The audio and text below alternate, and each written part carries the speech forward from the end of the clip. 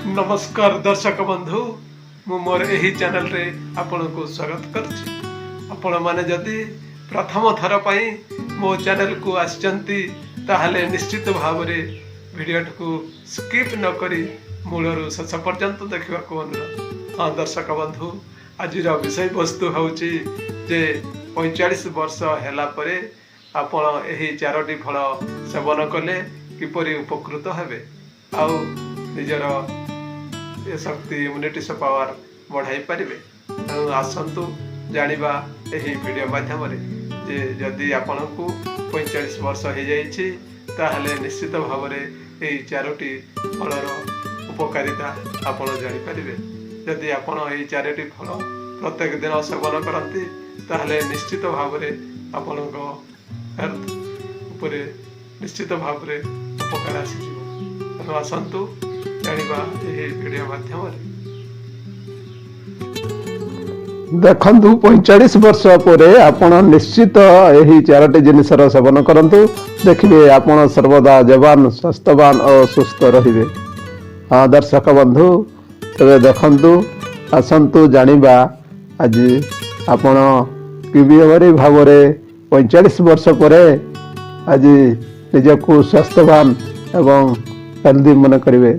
आज वीडियो को भूल रे मिस करंतुनी कारण आज वीडियो रे आमे जानिबा जे 45 वर्ष बयस पर आमे क्यों चारोटी जिनिसर सेवन करवा निहाती दरकार। क्यों चारोटी जिनिस सेवन करवा द्वारा आमे सर्वदा जवान ऊर्जावान और सुस्थ रहिबा। चलंतु जानिबा सही चारोटी जिनिस विषय रे जहाँ आपण निश्चित शुणिथिबे बहुत बड़ आयुर्वेद ज्ञानर छोट कहानी विषय रे। गोटे थरर कथा गोटे वैद्य थिले जी जड़े आयुर्वेदिक ज्ञानी थिले। से तांकर रास्तार निजर औषधालय आड़ को जाऊले जीवा रास्तार तांकर पिलादिनर सांग सहित भेट है। से भाविले अल्प समय एही ठारे विश्राम करी। सही वैद्य सांगरे तांकर किछि शिष्य मध्य थिले। जेमिति सही वैद्य गोटे गछ तले विश्राम करने लगिले तांकु देखि सेठारे अनेक लोक भिड़ हो गला। समस्ते वैद्य को प्रणाम कले और कहले आपण बहुत बड़ आत्मज्ञानी अटंती। आमे आपणक विषय रे केते चर्चा शुणीचु दयाकोरी आपण आमको किछि ज्ञान प्रदान करंतु। सही समस्त व्यक्ति कथा शुणी वैद्य जनक हसिले एवं कहले तुमर सब कौन समस्या अछि कह। तापरे सही सभारे उपस्थित थिबा व्यक्ति मध्य जड़े वयस्क व्यक्ति ठिया होई कहले वैद्य आज्ञा मोर बयस मात्र 45 वर्ष किंतु मु कौनसी काम करि पारु नहीं। मते बहुत थका लागुछि। मो हाथ पाद मते जवाब देलानी। मो पादरे मु अल्प बाट मध्य चली पारु नहीं। मो शरीर रे रोग घर करि देलानी। दया करी मोर एही समस्यार समाधान करंतु। मु मोर चिकित्सा बहुत जगार कराइली किंतु आज पर्यंत मो स्वास्थ्य रे कौनसी सुधार आसिला नहीं। एबे मो जीवन बहुत लंबा जदि यही अवस्था रे मु रहिबी तबे बहुत जल्दी मोर मृत्यु हेबो। सही स्थान रे 27 वर्षर नुआ जवान छिड़ा होई थाए किंतु देखिबाकू से 45 वर्षर देखा जाउ थाए। से मध्य वैद्य महाशय को प्रणाम करी कहिला हे वैद्य महाराज मु एबे 27 वर्षर अटे किंतु मु निज बयस तुलन रे अधिक देखा जाउची। चेहरा रे झुरिया दाग पड़गलानी। मो शरीर ऊर्जा शेष हो गलानी। अल्प टिके काम करी थकी जाउची। मते बहुत अलसुआ लगुची। कौनसी काम करिबा पई मन लागुनी। मु सब बड़े थका थका अनुभव करूची। सेहिति पई आपण दया करी किछि मते एमिति उपाय कहंतु जेपरि पैसा अधिक खर्च हेबो नहीं और स्वास्थ्य भी ठीक हो जिवो। सभारे उपस्थित थिबा समस्त लोकंक कथा सुनी वैद्य महाशय कहिले हसी कहिले ठीक अछि आपण समस्तंकर समस्यार समाधान मो पाखरे अछि। एथिरे आपणकर बेसी खर्च हेबो नहीं एवं कोनोसी असुविधा मध्य हेबो नहीं। वैद्यंक कथा सुनी सेठारे थिबा सब लोक खुशी हो गले एवं वैद्य को कहिले दया करी आपण आमको कहंतु। तापरे वैद्य महाशय कहिले ठीक अछि मु आपण माननकु एपरि चारटी एमिति फल विषय रे कहबी ଯାହାକୁ ପ୍ରତ୍ୟେକ ମନୁଷ୍ୟ ସେବନ କରିବା ମାତ୍ରେ ତାଙ୍କର ସବୁ କିଛି ଭଲ ହୋଇଯିବ। ଯାହାର ବୟସ 45 ବର୍ଷ ଉପରେ, କାରଣ ଏହି ଫଳ 4ଟିକୁ ସେବନ କଲେ ତାର ସ୍ୱାସ୍ଥ୍ୟ ସମ୍ବନ୍ଧୀୟ କୌଣସି ସମସ୍ୟା ରହିବ ନାହିଁ। ଆପଣ ସବୁବେଳେ ସୁସ୍ଥ ଜବାନ ରହିବେ। ତାପରେ ବୈଦ୍ୟ ମହାଶୟ କହିଲେ, ଆପଣ ସମସ୍ତେ ଏହି କଥାକୁ ଧ୍ୟାନ ଦେଇ ଶୁଣନ୍ତୁ, କାରଣ ଏହି ଫଳର ନାମ ଜାଣିଲେ କେବଳ ହେବ ନାହିଁ, ବରଂ କେବେ ଓ କେମିତି ସେବନ କରାଯିବ ଏହା ଜାଣିବା ଅତ୍ୟନ୍ତ ଆବଶ୍ୟକ। ସେହି ଫଳ ଗୁଡ଼ିକ ହେଲା ଅମୃତଭଣ୍ଡା, କିସମିସ, ଲେମ୍ବୁ ଓ ସେଉ। ବୈଦ୍ୟ କହିଲେ, ଆପଣ ସମସ୍ତଙ୍କୁ ଏହା ଅନୁଭବ ହେଉଛି ନା ଏହି ଫଳ କ'ଣ ପାଇଁ ଏତେ ଗୁରୁତ୍ୱପୂର୍ଣ୍ଣ? ଏହାକୁ ସେବନ କରିବା ଦ୍ୱାରା କିପରି ଲାଭପ୍ରାପ୍ତ ହୋଇଥାଏ? ତେଣୁ ଏହି ବିଷୟରେ ଆପଣଙ୍କୁ ବିସ୍ତୃତ ଭାବରେ କହିବି। ତା ସହିତ ଏହା ମଧ୍ୟ କହିବି ଯେ କେଉଁ ଲୋକମାନେ ଏହି ଫଳ ସେବନ କରିବା ଅନୁଚିତ। ତାପରେ ବୈଦ୍ୟ ମହାଶୟ କହିଲେ, ପ୍ରଥମେ କହିବା ଅମୃତଭଣ୍ଡା ବିଷୟରେ, ଯାହା ପ୍ରତ୍ୟେକ ବ୍ୟକ୍ତିଙ୍କ ଦୈନନ୍ଦିନ ଜଡ଼ିବୁଟି ଅଟେ ବା ଖାଦ୍ୟ ଅଟେ। ଅମୃତଭଣ୍ଡା ପ୍ରକୃତିର ଏକ ମହତ୍ୱପୂର୍ଣ୍ଣ ଉପହାର ଅଟେ। ଏଥିରେ ଭିଟାମିନ୍ସ, ମିନେରାଲ୍ସ ଏବଂ ଫାଇବର ଭରପୁର ମାତ୍ରାରେ ଅଛି। ଏଥିରୁ ଭିଟାମିନ୍ ସି, ଭିଟାମିନ୍ ଏ ଏମିତି ଅନେକ ପ୍ରକାରର ତତ୍ତ୍ୱ ପାଇଥାଉ। ଏବେ ସବୁଠାରୁ ସମସ୍ତେ ବୁଝିବାକୁ ଚେଷ୍ଟା କରନ୍ତୁ ଯେ 45 ବର୍ଷ ବୟସ ପରେ ଏହା ଆମ ପାଇଁ କିପରି ଗୁରୁତ୍ୱପୂର୍ଣ୍ଣ ଅଟେ। ସବୁଠାରୁ ପ୍ରଥମେ ତ ଏହା ଆମର ପାଚନ ତନ୍ତ୍ରକୁ ମଜବୁତ କରିଥାଏ। ଆମର ବଢ଼ୁଥିବା ବୟସରେ ଆମର ପାଚନ ତନ୍ତ୍ର ଦୁର୍ବଳ ହୋଇଯାଇଥାଏ, କିନ୍ତୁ ଅମୃତଭଣ୍ଡା ଭିତରେ ଯେଉଁ ଏନଜାଇମ୍ ଥାଏ ତାହାର ନାମ ହେଉଛି ପୈପେନ୍। ଏହା ସବୁଠାରୁ ମହତ୍ୱପୂର୍ଣ୍ଣ ଭୂମିକା ନିର୍ବାହ କରିଥାଏ। ଏହି ଏନଜାଇମ୍ ପାଚନ ତନ୍ତ୍ରକୁ ମଜବୁତ କରିଥାଏ, ଯେଉଁଥିରେ ଶରୀର ଓ ଖାଦ୍ୟରେ ଥିବା ନ୍ୟୁଟ୍ରିସନ୍ ସହଜରେ ସଂରକ୍ଷଣ କରିପାରିଥାଏ। ଅମୃତଭଣ୍ଡା ଗ୍ରିଟ୍ ଭୋଜନକୁ ସହଜରେ ପଚାଇଥାଏ। ଏହାଛଡ଼ା ଅମୃତଭଣ୍ଡାରେ ଏକମାତ୍ର ପ୍ରାକୃତିକ ସ୍ରୋତ ପ୍ରୋଟିନ୍ ତଥା vitamin A, B, C, D, K, iron, calcium, antioxidant, potassium, protein, carbohydrate, କ୍ଲୋରାଟିନ୍ ମଧ୍ୟ ଭଲ ମାତ୍ରାରେ ମିଳିଥାଏ। ତା ସହିତ ଥଣ୍ଡା କାଶରେ ଗ୍ରସିତ ବ୍ୟକ୍ତିମାନଙ୍କ ପାଇଁ ଅମୃତଭଣ୍ଡା ଅତ୍ୟନ୍ତ ଲାଭଦାୟକ ଅଟେ, କାରଣ ଏହା ଦ୍ୱାରା ଆପଣଙ୍କର ଇମ୍ୟୁନିଟି ସିଷ୍ଟମ୍ ଶକ୍ତିଶାଳୀ ହୋଇଥାଏ। ଅମୃତଭଣ୍ଡାରେ ପ୍ରଚୁର ପରିମାଣରେ ଭିଟାମିନ୍ ସି ଥାଏ, ଯାହା ବିଭିନ୍ନ ପ୍ରକାରର ଏଲର୍ଜି ଏବଂ ଇନଫେକ୍ସନ୍ ସହ ଲଢ଼ିଥାଏ, ଯାହା ଖାସ କରି ବୃଦ୍ଧ ବ୍ୟକ୍ତିଙ୍କ ପାଇଁ ତାହା ମହତ୍ୱପୂର୍ଣ୍ଣ ଅଟେ। ତା ସହିତ ବୃଦ୍ଧାବସ୍ଥାରେ ତ୍ୱଚା ଖରାପ ହୋଇଯାଇଥାଏ।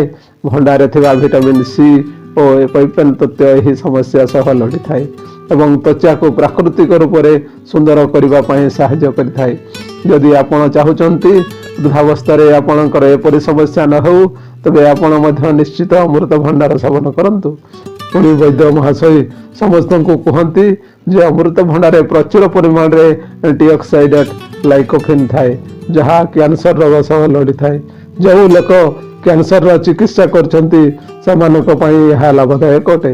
ଅମୃତଭଣ୍ଡାରେ ଭିଟାମିନ୍ ଏ ଥାଏ, ଯାହା ଆମର ତ୍ୱଚା ଓ ଆଖି ପାଇଁ ଲାଭଦାୟକ ଅଟେ। ଏହା ତ୍ୱଚାକୁ ସୁସ୍ଥ, ଜବାନ ଓ ଗ୍ଲାଇଂ କରି ରଖିଥାଏ। ଅମୃତଭଣ୍ଡାରେ କ୍ୟାଲସିୟମର ମାତ୍ରା ଅଧିକ ଥିବାରୁ ଏହା ରକ୍ତ ତତ୍ତ୍ୱ ନିର୍ମାଣରେ ସହାୟକ ହୋଇଥାଏ। ଏବେ ବୈଦ୍ୟ ମହାଶୟ ସମସ୍ତଙ୍କୁ କୁହନ୍ତି, ଚାଲନ୍ତୁ ଏବେ ଦ୍ୱିତୀୟ ଫଳ ସେଉ ବିଷୟରେ ଜାଣିବା। ଓ ସେଉ ଆମର ସବୁ ରୋଗର ଔଷଧ ଅଟେ।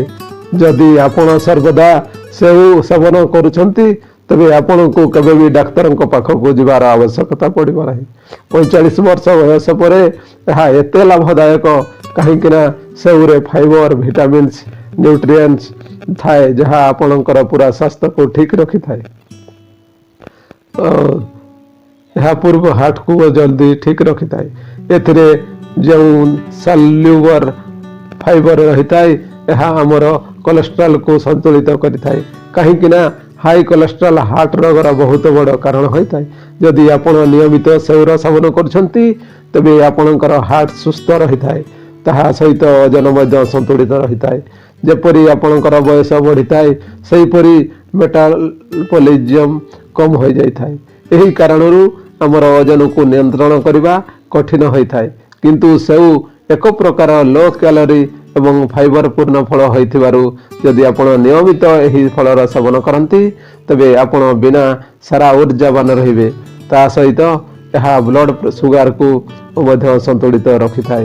ସେଉ ଆମ ଶରୀରରେ ଜଲ୍ଦି ପାଚନ ହୋଇଯାଇଥାଏ, ଯାହା କାରଣରୁ କୋଷ୍ଠକାଠିନ୍ୟ ରୋଗର ଭୟ ମଧ୍ୟ କମ୍ ହୋଇଯାଇଥାଏ।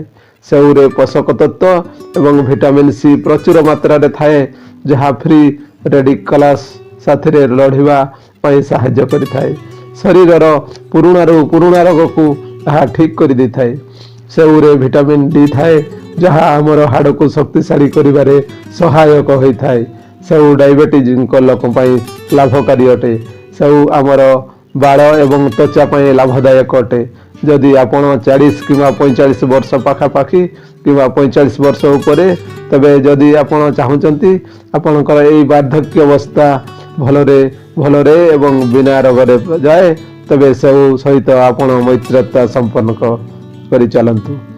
ତାପରେ ବୈଦ୍ୟ ମହାଶୟ କହୁଛନ୍ତି, ତୃତୀୟ ଫଳଟି ହେଉଛି କିସମିସ୍, ଯାହା ଆପଣଙ୍କୁ ବଢ଼ୁଥିବା ବୟସରେ ସେବନ କରିବା ଉଚିତ। ଏହା ଶୁଖା ଯାଇଥିବା ଅଙ୍ଗୁର ଅଟେ, ଯେଉଁଥିରେ ଆଇରନ୍, ପୋଟାସିୟମ୍, ଆଣ୍ଟିଅକ୍ସିଡାଣ୍ଟ ଯାହା ଥାଏ। ଏହି ଛୋଟ ଛୋଟ କିସମିସ୍ ଆମର ବଢ଼ୁଥିବା ବୟସ ପାଇଁ ଲାଭଦାୟକ ଅଟେ। ଏହା ଆମର ହାଡ଼କୁ ଶକ୍ତିଶାଳୀ କରିଥାଏ। ବାର୍ଦ୍ଧକ୍ୟରେ ହାଡ଼ କମଜୋର ହୋଇଯାଇଥାଏ, ଯାହା ଦ୍ୱାରା ଅସ୍ଟିଓପୋରୋସିସର ଭଲ ବଢ଼ିଯାଇଥାଏ, ଅର୍ଥାତ୍ ଆମର ହାଡ଼ କମଜୋର ହୋଇ ଫମ୍ପା ହୋଇ ଜଲ୍ଦି ଭାଙ୍ଗି ଯାଇଥାଏ। କିସମିସ୍ ନିୟମିତ ସେବନ ଆମର ହାଡ଼କୁ ମଜବୁତ କରିବା ସଙ୍ଗେ ସଙ୍ଗେ ପାଚନ ପ୍ରଣାଳୀ ମଧ୍ୟ ଶକ୍ତ ହୋଇଥାଏ। ଏଥିରେ ଥିବା ଫାଇବର ଆମର ପାଚନକୁ ଠିକ୍ କରି ଆମର କୋଷ୍ଠକାଠିନ୍ୟ ସମସ୍ୟାକୁ ଦୂର କରିଥାଏ। କିସମିସ୍ରେ ପ୍ରାକୃତିକ ରୂପରେ ସୁଗାର ଥିବାରୁ ଏହା ଆମର ଶରୀରକୁ ଉର୍ଜା ପ୍ରଦାନ କରିଥାଏ। ଆପଣ ଗୋଟିଏ କଥା ଧ୍ୟାନ ରଖିବେ ଯେ ଯଦି ଆପଣ ଡାଇବେଟିସ୍ ରୋଗୀ ଅଟନ୍ତି, ତେବେ ଡାକ୍ତରଙ୍କ ପରାମର୍ଶରେ କିସମିସ୍ ସେବନ କରିବେ, କାହିଁକି ନା କିସମିସ୍ରେ ପ୍ରାକୃତିକ ସୁଗାର ଥାଏ ଏବଂ ବହୁତ ଶୀଘ୍ର ଏହା ରକ୍ତରେ ପରିମାଣକୁ ବଢ଼ାଇଥାଏ। ଯଦି ଆପଣ ନିୟମିତ କିସମିସ୍ ସେବନ କରୁଛନ୍ତି, ତେବେ ଏହା ହାର୍ଟ ପାଇଁ ଲାଭଦାୟକ ଅଟେ। ଏହାକୁ ନିୟମିତ ସେବନ କରିବା ଦ୍ୱାରା ବ୍ୟାଡ୍ କୋଲେଷ୍ଟ୍ରଲ୍ କମ୍ ହୋଇ ଗୁଡ୍ କୋଲେଷ୍ଟ୍ରଲ୍ ବୃଦ୍ଧି ପାଇଥାଏ। କିସମିସ୍କୁ ପାଣିରେ ବତୁରାଇ ଖାଇବା ଦ୍ୱାରା ଏଥିରେ ଥିବା ଆଣ୍ଟିଅକ୍ସିଡାଣ୍ଟ ଜଲ୍ଦି ନିର୍ଗତ ହୋଇଥାଏ। ଆଣ୍ଟିଅକ୍ସିଡାଣ୍ଟ ଆପଣଙ୍କୁ କ୍ୟାନ୍ସର ଭଳି ରୋଗ ସହ ଲଢ଼ିବା ପାଇଁ ସାହାଯ୍ୟ କରିଥାଏ। କିସମିସ୍ରେ ଡାଏଟରୀ ଫାଇବର ମାତ୍ର ଉପଲବ୍ଧ ଥିବାରୁ ଏହା ହାଇ ବ୍ଲଡ଼ ପ୍ରେସରକୁ କମ୍ କରିଥାଏ। ଏହାପରେ ଆମେ ଜାଣିବା ଲେମ୍ବୁ ବିଷୟରେ। ହଁ, ବଢ଼ୁଥିବା ବୟସ ସହିତ ଆମର ରୋଗ ପ୍ରତିରୋଧକ ଶକ୍ତି କମି ଯାଇଥାଏ। ଲେମ୍ବୁ ଭିତରେ ଭିଟାମିନ୍ ସି ପ୍ରଚୁର ପରିମାଣରେ ଥାଏ, ତେଣୁ ଏହି ରୋଗ ପ୍ରତିରୋଧକ କ୍ଷମତାକୁ ବଢ଼ାଇଥାଏ। ଭିଟାମିନ୍ ସି ଅଧିକ ଶକ୍ତିଶାଳୀ ହୋଇଥାଏ। ଏହା ଇନଫେକ୍ସନ୍ ସହ ଲଢ଼ିଥାଏ, ତେଣୁ 45 ବର୍ଷ ପରେ ଏହା ଅତ୍ୟନ୍ତ ଲାଭଦାୟକ ଅଟେ। ଏହି ବୟସରେ ଇନଫେକ୍ସନ୍ ହୋଇଗଲେ ବହୁତ ଅସୁବିଧାର ଶେଷ ହୋଇଥାଏ। ଲେମ୍ବୁର ଦ୍ୱିତୀୟ ଫାଇଦା ହେଉଛି ଏହା ଶରୀରକୁ ହାଇଡ୍ରେଟ୍ ରଖିଥାଏ, ଯାହା କିଡନୀରେ ପଥର ହେବାକୁ ରକ୍ଷା କରିଥାଏ। ଲେମ୍ବୁ ଭିତରେ ଆଣ୍ଟିଅକ୍ସିଡାଣ୍ଟ ରହିଥାଏ, ଯାହା ବୟସ ସମ୍ବନ୍ଧୀୟ ଚିନ୍ତା ଏବଂ ଫ୍ରି ରେଡିକାଲସ୍ ଡ୍ୟାମେଜରୁ ମଧ୍ୟ ବଞ୍ଚାଇ ଦେଇଥାଏ। ଲୋକମାନେ ନିଜ ବୟସଠୁ ଅଧିକ ବୟସ୍କ ଦେଖାଯାଆନ୍ତି। ଯଦି ଆପଣ ନିୟମିତ ଭାବରେ ଲେମ୍ବୁର ସେବନ କରୁଛନ୍ତି, ତେବେ ସର୍ବଦା ଆପଣ ନିଜ ବୟସ ତୁଳନାରେ କମ୍ ଦେଖାଯିବେ। ଯବାନ ହୋଇ ରହିଲେ ଲେମ୍ବୁ ତ୍ୱଚାରେ ସୁନ୍ଦରତା ଓ ରିଙ୍କର କମ୍ ହୋଇଥାଏ। ସେଥିପାଇଁ ଆପଣ ବାର୍ଦ୍ଧକ୍ୟ ଅବସ୍ଥାରେ ଯବାନ ଭଳି ଦେଖାଯିବେ। ଆପଣ ନିହାତି ଭାବରେ ଏହି 4ଟି ଫଳର ସେବନ କରନ୍ତୁ। ଏହି 4ଟି ଫଳକୁ ସୀମିତ ମାତ୍ରାରେ ସେବନ କରିବା ଦରକାର, ନା ଅଧିକ ନା କମ୍। ଯେତେବେଳେ ଆପଣ ଏହି 4 ଫଳର ସେବନ ନିୟମିତ କରିବେ, ତେବେ ଆପଣଙ୍କର ଶରୀରରେ ଚମତ୍କାର ପରିବର୍ତ୍ତନ ଦେଖାଯିବ। ବୈଦ୍ୟ ମହାଶୟଙ୍କ ଉପଦେଶ ଶୁଣି ସେଠାରେ ଉପସ୍ଥିତ ସମସ୍ତ ବ୍ୟକ୍ତି ତାଙ୍କୁ ଧନ୍ୟବାଦ ଜଣାଉଥିଲେ ଏବଂ ତାଙ୍କୁ ପ୍ରଣାମ କରି ନିଜ ନିଜ ଘରକୁ ଫେରିଗଲେ। କିନ୍ତୁ ବୈଦ୍ୟ ମହାଶୟ ନିଜ ଔଷଧାଳୟକୁ ନିଜ ଶିଷ୍ୟମାନଙ୍କ ସହ ଚାଲିଗଲେ। ଭିଡ଼ିଓଟି ଏହିଠାରେ ଶେଷ କରୁଛି। ଆଜ୍ଞା ଦର୍ଶକ ବନ୍ଧୁ, ଯଦି ଆପଣଙ୍କୁ ଏହି ଭିଡ଼ିଓଟି ଭଲ ଲାଗିଛି, ତେବେ ଦୟାକରି ମୋ ଚ୍ୟାନେଲକୁ ସବସ୍କ୍ରାଇବ୍ କରି ଭିଡ଼ିଓଟିକୁ ଗୋଟିଏ ଲାଇକ୍ ସେୟାର କରି ନିହାତି ଭାବରେ କରନ୍ତୁ ଏବଂ ସାଙ୍ଗମାନଙ୍କୁ ବନ୍ଧୁମାନଙ୍କୁ ସମସ୍ତଙ୍କ ପାଖକୁ ସେୟାର କରନ୍ତୁ। ପ୍ଲିଜ୍, ଜୟ ଜଗନ୍ନାଥ।